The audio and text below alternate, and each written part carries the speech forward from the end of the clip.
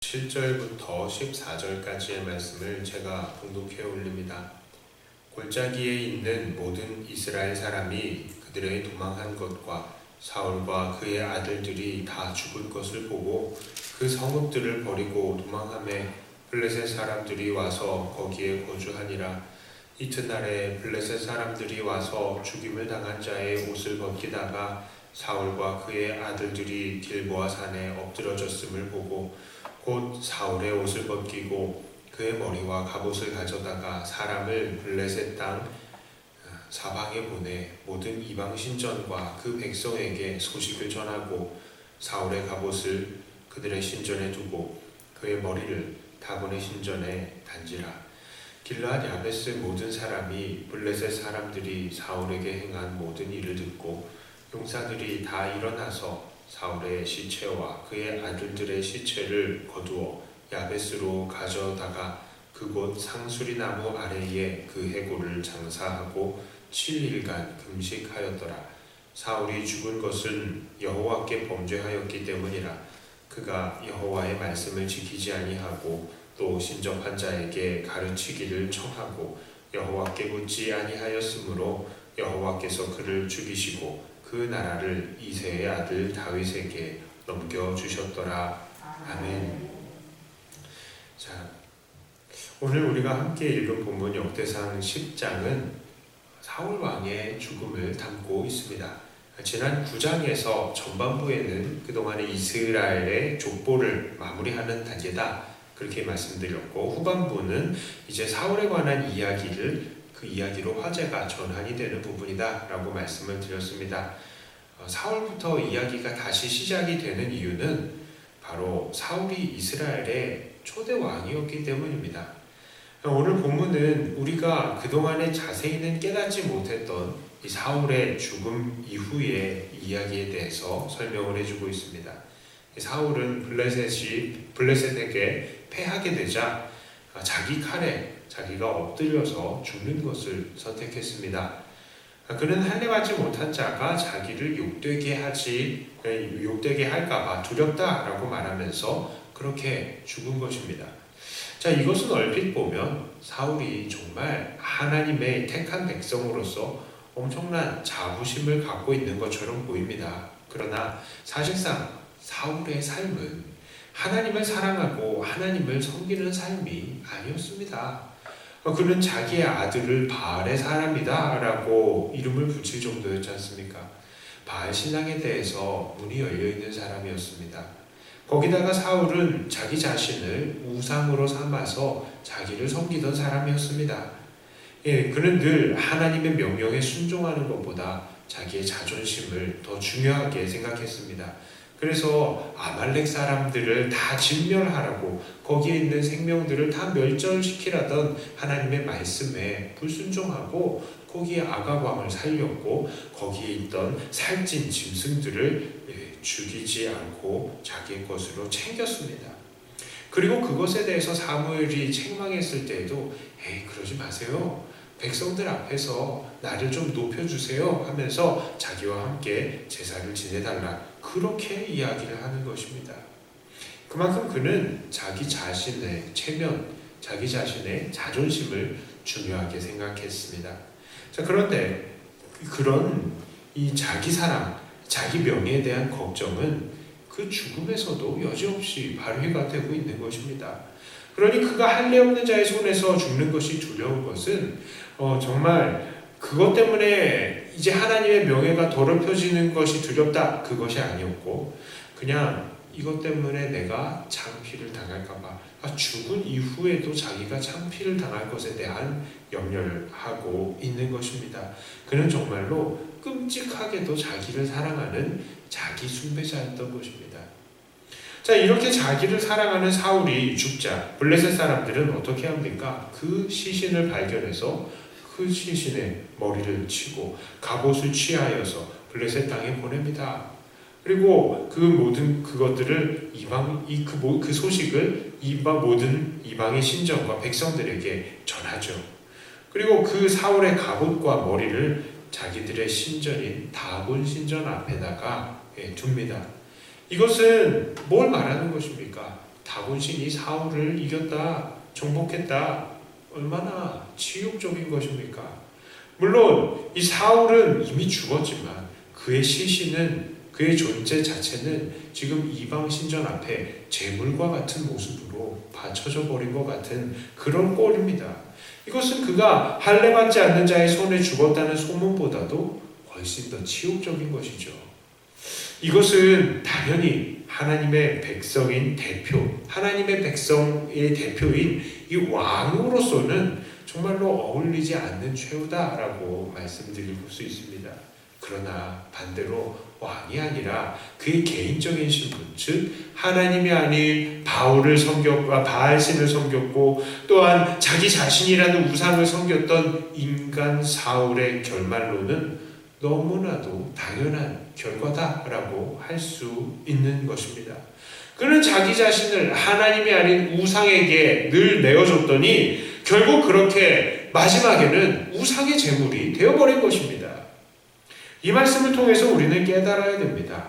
우상을 섬기는 것은 처음에는 우상이 나를 섬겨주는 것 같지만 하나님은 그것을 결코 좌시하시지 않으신다는 것입니다.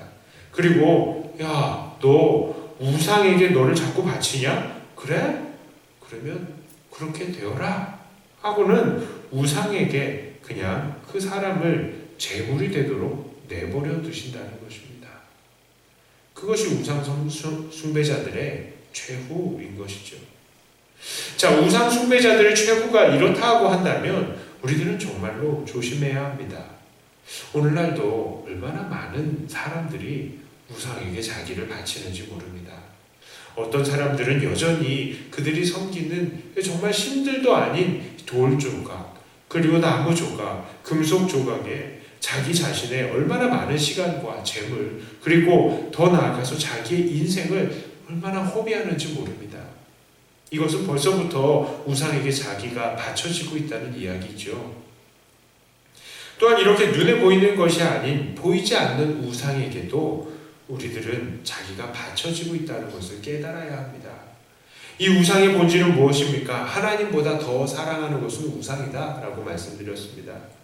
그런데 정말로 하나님께서는 이렇게 우상을 섬기고 우상을 추구하는 사람들에게 그냥 그들이 다 추구하는 대로 살게 내버려 두십니다. 그래서요, 돈을 추구하는 사람들에게는 돈의 재물이 되게 하시고요, 명예를 추구하는 사람들에게는 그 명예의 재물이 되게 하십니다. 쾌락을 추구하는 사람들은 그냥 그 쾌락의 재물이 되게 하시는 것이죠. 이 밖에도요, 우리는 우상이 되는 것들 너무나 많습니다. 술, 담배, 커피와 같은 기호식품들, 그리고 학생들과 젊은이들에게는 게임, 어떤 사람들에게는 드라마, 그리고 공부하는 사람들에게 있어서는 이 공부 자체, 그리고 자기 개발 자체, 연애하는 사람들에게는요, 그 연애의 대상이 정말로 수많은 것들이 모두 우리의 우상이 될 수 있다는 것이죠. 우리가 그것들을 하나님보다 더 사랑하게 될 때에 그것들은 우상이 되는 것입니다. 그리고 하나님께서도 그렇게 우상에게 우리를 내어주는 우리들을 말리지 않으실 때가 있다는 것이죠. 그래? 한번 해봐. 이렇게 말이죠. 이것은 참으로 잔인한 일입니다. 왜 그렇습니까? 이러한 우상에게 바쳐진 삶에는 영원한 생명이 없잖아요. 그저 결국엔 인생의 비참함만 남기 때문입니다. 우상에게 자기를 바치면 이 땅에서는 행복한 것 같죠. 돈이 많이 많아져서 행복한 것 같고, 남들에게 존경을 받아서 행복한 것 같고, 내가 즐길 수 있는 것들 때문에 행복한 것 같고, 내가 사랑하는 것들 사랑하면서 이 땅에서 정말로 행복한 것 같습니다. 그러나 그들은 결국 현재 자기의 영혼이 그 머리가 우상 앞에 걸려있는 이 사울의 그 꼴과도 똑같은 모습이라는 것을 깨닫지를 못하는 거예요. 그리고 그들의 인생은 즐겁고 행복해봐야 그 끝은 무엇입니까? 그 기한은요, 우리의 생명 이 땅에 살 동안 정도예요. 그리고 그 끝은 영원한 생명이 없는 것입니다. 영원한 비참함 속에서 영원한 고통을 받으면서 살아야 된다는 것이죠. 그러므로 오늘 우리들은 어떻게 살아야 하겠습니까? 하나님보다도 내가 더 사랑하는 것들, 그것들은 절제해야 되는 것입니다. 우리가 즐기는 모든 것들을 우리는 날마다 검사해 보아야 하는 것입니다. 내가 하나님보다 더 내 가족들, 내 자녀들을 사랑하는지, 내가 하나님 말씀보다도 드라마를, 게임을 더 좋아하고 있는지, 내가 하나님이 아닌 술, 담배, 커피와 같은 기호식품들을 더 추구하는지, 우리는 날마다 우리 자신들을 돌아보면서 그것들이 우리의 우상이 되지 않도록 철저하게 절제해야 하는 것입니다. 그리고 오직 우리 하나님만 사랑해야 하는 것입니다. 오직 하나님만이 우리의 삶을 다스릴 수 있도록 우리의 삶을 하나님께 내어드리며 하나님께서 우리를 인도하시는 대로 감사함으로 따라가야 하는 것입니다. 이제 말씀을 정리합니다. 오늘 우리는 이 다곤 신 앞에 그 머리가 매달린 사울을 생각하면서 혹시 그 모습이 내 모습은 아닌가 돌아보아야 합니다. 두려워해야 합니다. 날마다 우상이 아니라 하나님께 나를 드리며 하나님 앞에 늘 산 제물이 되어드리는 사랑하는 저와 여러분들이 다 되시기를 주님의 이름으로 축복합니다. 기도합니다. 하나님께서 요구하시는 것은 날마다 우리의 삶을 거룩한 산 제물로 하나님 앞에 드리는 것일 것인데 하나님 얼마나 많은 것들이 우리를 지배하고 또 우리의 삶을 빼앗아 가려고 하는지 모릅니다. 마치 우리의 삶이 지금 우상의 신전 앞에 있는 매달린 이 사울의 머리와 같은 그런 꼴이 아닌지 우리는 돌아봅니다. 하나님, 우리의 삶을 돌아보고 하나님보다 더 사랑하는 것들은 우리가 정말로 절제할 수 있는 자들 되게 해주시옵소서.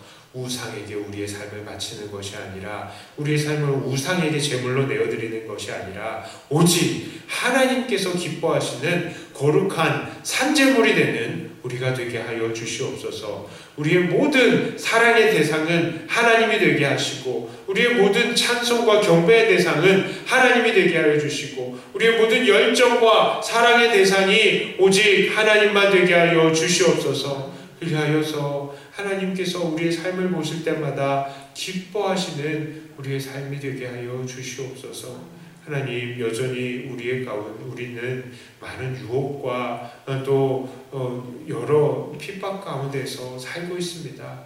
그러나 정말 우리가 그런 것들에 우리의 마음을 주지 않게 하여 주시고 오직 하나님 앞에서만 살아가는 우리들이 되게 하여 주시옵소서.